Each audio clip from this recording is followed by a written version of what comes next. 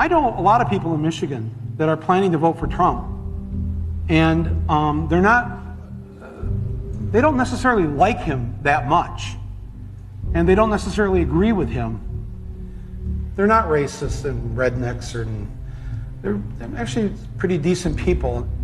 And so I wanted to sort of, after talking to a number of them, I wanted to write this. And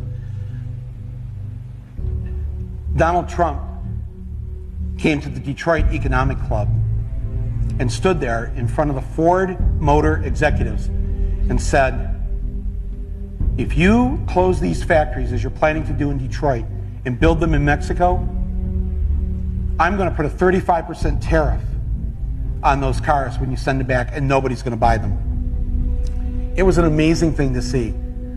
No politician, Republican or Democrat, had ever said anything like that to these executives. And it was music to the ears of people in Michigan and Ohio and Pennsylvania and Wisconsin, the Brexit states. You live here in Ohio, you know what I'm talking about.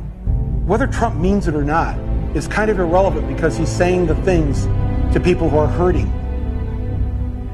And it's why every beaten down, nameless, forgotten working stiff who used to be part of what was called the middle class loves Trump. He is the human Molotov cocktail that they've been waiting for. The human hand grenade that they can legally throw into the system that stole their lives from them.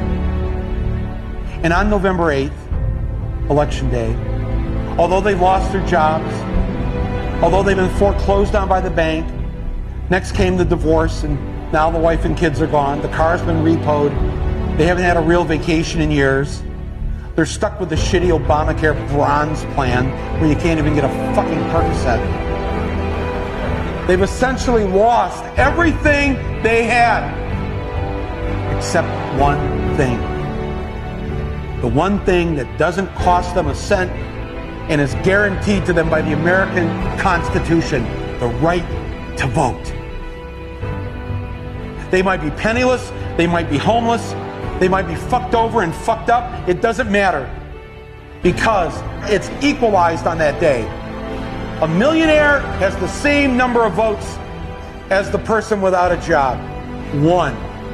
And there's more of the former middle class than there are in the millionaire class. So on November 8th, the dispossessed will walk into the voting booth, be handed a ballot, close the curtain, and take that lever, or felt pen or touchscreen, and put a big fucking X in the box by the name of the man who has threatened to upend and overturn the very system that has ruined their lives. Donald J. Trump. They see that the elites who ruined their lives hate Trump.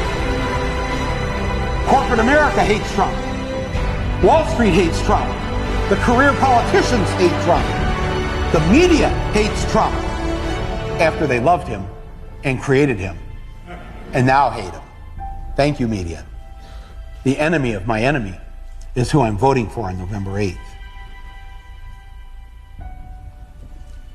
Yes, on November 8th, you, Joe Blow, Steve Blow, Bob Blow, Billy Bob Blow, all the blows get to go and blow up the whole goddamn system because it's your right.